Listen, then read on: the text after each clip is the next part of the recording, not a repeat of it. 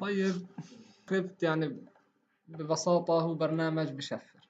طبعا برنامج اوبن سورس مبني على الترو كريبت. الترو كريبت انتهى في مايو 2014 لأسباب غير معروفة، وكانت يعني الناس زعلوا انه انتهى، يعني هيك فجأة انسحبوا.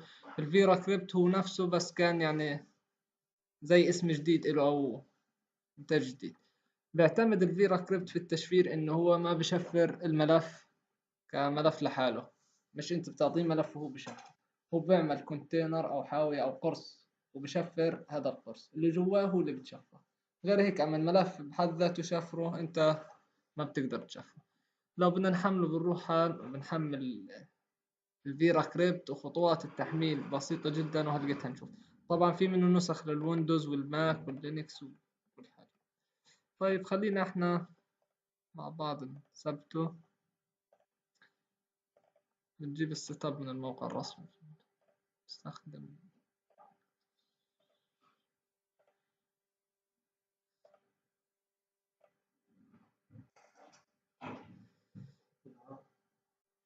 هو عشان الجهاز عربي.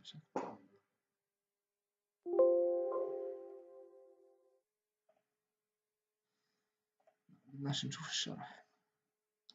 طبعا لو فتحنا فيرا كريبت هان طبعا هنلاقي انه اول اشي كريت فوليوم، الفوليوم او الكونتينر اللي هيكون اللي جواه مشفر. بدنا نعمل كريت فوليوم. طبعا احنا بنقدر نشفر.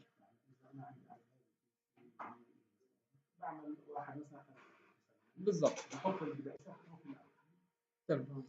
هيك بالضبط باختصار يعني الاشي. بس انا ممكن هان برضو اشفر قرص للنظام، القرص نفسه، او قرص بدون النون سيستم اللي هي الاقراص الثانية. السيستم اللي هو القرص تبع النظام، اللي هو يعني يعني احنا بدنا نعمل كونتينر فايل على طول، وهنشوف فيديو لكيف نشفر القرص كامل.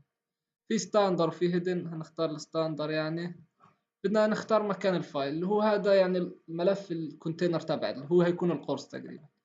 احنا نفترض انه مثلا نعديه، نسميه تيست.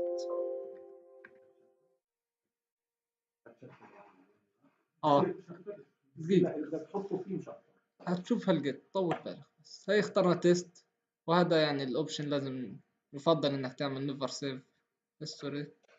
لقيت عندنا التشفير، في عندنا الاي اس، التو فيش، كل خوارزميات التشفير. طبعا احنا الافضل نستخدم اي اس، وللشاه شاه 256 512، وبدعم طبعا 256 غيره. طبعا بدنا نحدد الفوليوم سايز اللي هو الحجم اللي انا بدي اياه. هنخليه 200 ميجا. طبعا بتقدر بالجيجا وبتقدر بالتيرا. لقيت هذا الباسورد اللي هي باسورد القرص اللي انا هدخلها، هيفك التشفير بناء عليها او هيشفر بناء عليها. لازم تكون يعني اقل اشي بطلب انه تكون 20 حرف. طبعا 20 كتار يعني صعب نحفظهم. انا بدي احط هيك، حتى كومبلكس برضاش، بده 20 حرف على الاقل. انا اللي حطيتها كومبلكس يعني، بس صار لقيت تشوف ايش يقول له. شورت بده 20، ريكومنديشن 20 يعني او اكثر. لقيت فيها شغلة انه بده عشان تولد رقم عشوائي بدك تضلك تحرك الماوس، اللي هي طريقة بيصيدوا الراندوم، ترو راندوم، او تضل تحرك الترو من الطبيعة.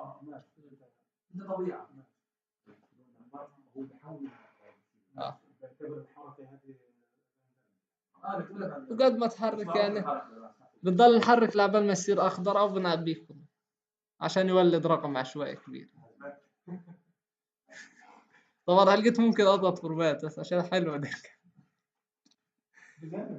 طبعا احنا حكينا ممكن نقرات الكيبورد او الماوس اللي اخذناهم فات انتي اف اس. ايش بدك اياه القرص؟ احنا بدنا نخليه فات يعني.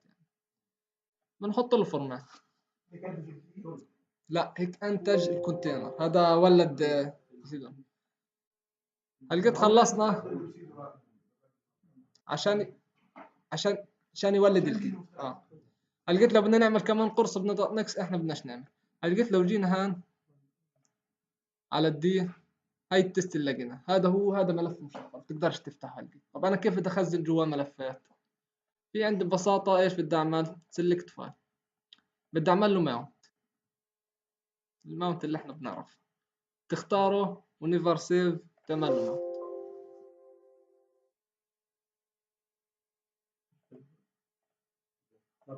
اه بدي اختار مثلا W. تمام. بدي ادخل كلمة تحط له authentication auto detection او بتحط الشيء 512 اللي اخترته. مش تفرق، احنا نخليه auto يعني. في انت ممكن طبعا كي فايل او ممكن تولد الكي بنفس الطريقة اللي احنا شفناها.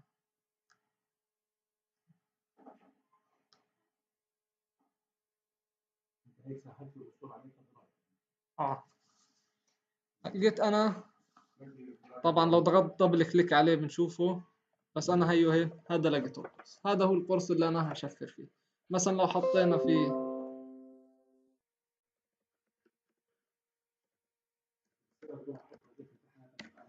بالضبط كلمات مرور اي اللي بدي اياه احطها.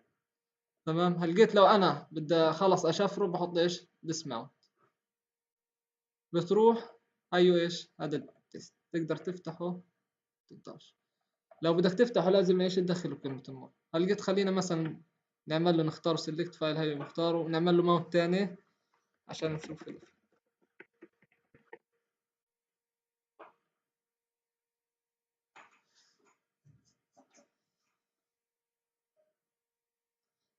طبعا بيعطينا لو ضغطت على هاي التست وهي الاشي هذا بتقدر تبعته بالايميل، بس الطرف الثاني بده يكون عنده فيرا كريبت او في عندك في السيستم في اشي اسمه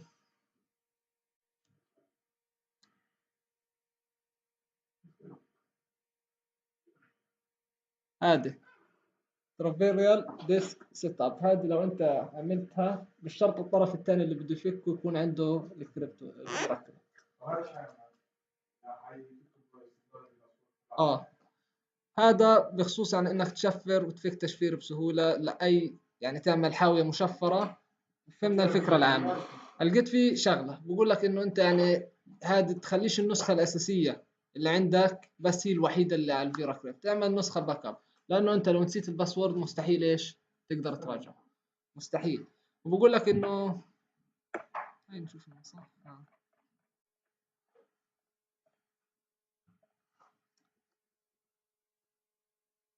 هاي بقول انه ايش زي ما حكينا خلي منها باك اب، ومش النسخة الوحيدة اللي تخليها ايش عشان لو نسيت الباسورد ما تروحش ايش كل نسخة، تقدر تبعتها لشخص بس ايش الباسورد نقولها بطريقة آمنة. هذا بخصوص انك عملت حاوية. لقيت احنا ممكن نشوف فيديو صغير كيف تشفر قرص. بدناش نعمل نشفر قرص يعني عشان ما نسوي شيء.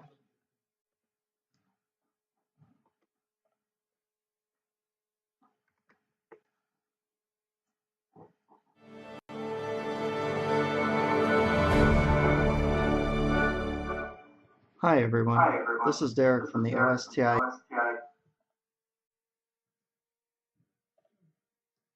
والراجل بطيء في الحكي فنخلي السرعة.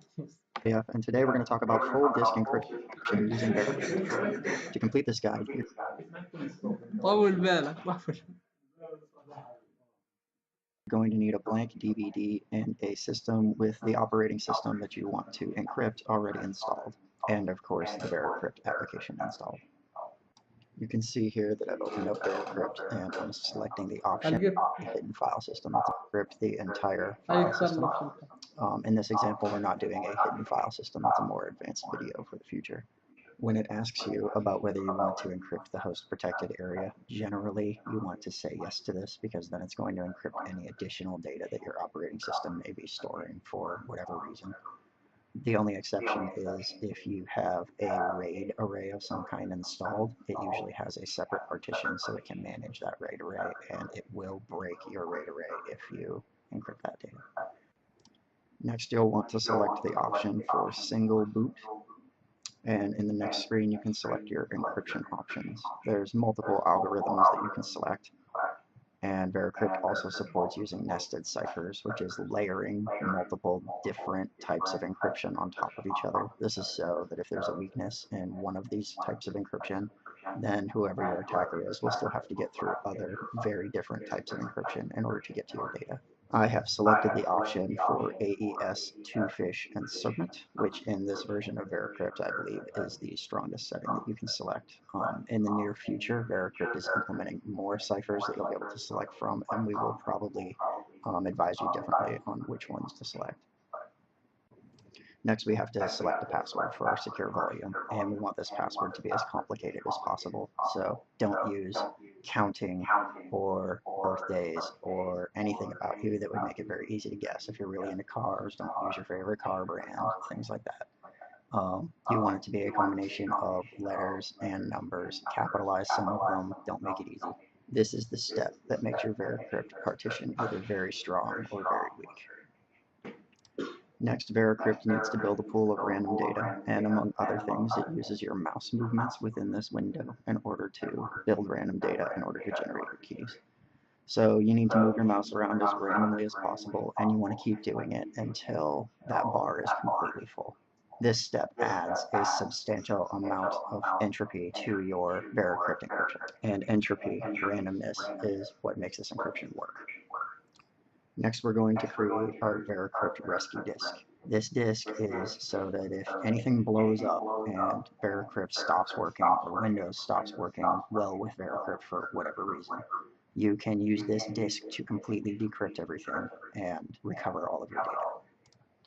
You will still need your password in order to be able to decrypt this data. It is not a cure-all, so do not under any circumstances lose your password, because you will lose complete access to your computer and it will be unrecoverable. So once you've gone through the process of burning your emergency recovery disk, you'll get a success message, and you should physically have a DVD with that information on it in your possession. Store that away somewhere where it's going to be easy to find. You should never have to use it, but if you do need it, it's very, very valuable. VeraCrypt is going to want to verify that the disk has been burned, so it will tell you to eject and reinsert the disk in order to allow it to read the disk and verify that you have all of your recovery information on there. Next, VeraCrypt is going to want you to select your erase options, and depending on which one you select, this is going to take a very long time because it physically erases the disk and replaces it with random encrypted data. And this is to prevent any attempts at recovery of whatever original data was on this disk before you encrypted it. You can see here that I've selected the 3-pass option, and that took about 6 hours to complete on an old 250 gigabyte hard drive. So if you extrapolate that out, it would be a very لو شفنا بده 6 an old ساعات 250 على gigabyte hard 250. drive. So if you extrapolate that out, it would be a very long time in a modern 2 or even 4 terabyte hard drive. And frankly, it is overkill to do this unless you're doing some Mr. Robot level activity on your computer, in which case you probably shouldn't be watching this guide. You should know what you're doing already. VeraCrypt is going to want to do a test in order to make sure that everything is compatible and that VeraCrypt is working before it erases and overwrites all of your data with encrypted data. This is to prevent data loss if something is incompatible with VeraCrypt. It will ask you to reboot during this process, and you'll have to enter the password that you created earlier for your partition. So here we've rebooted our computer, and this screen comes up before Windows even loads. This is where you enter your VeraCrypt password in order to unlock your new fully encrypted hard drive. We never created a PIN, so we can just leave that blank and hit enter. Now VeraCrypt is going to verify the credentials that you've entered, and it goes through a series of tests to make sure that your data is being properly decrypted. This process can take up to a few minutes depending on the speed of your computer and the size of the partition that it's looking at. The only slowdowns that you get while using this process are usually at boot up here, and then it's not noticeable for the rest of your session. Once the testing process finishes, you can see that VeraCrypt is properly decrypting your data, and now we are loading into Windows. VeraCrypt will notify you that the test goes. سلام. هيك احنا شفنا انه كيف شفر القرص تبع النظام وصار حرق الكي على اسطوانة او ممكن يدخله يده، وخلصنا هيك يعني.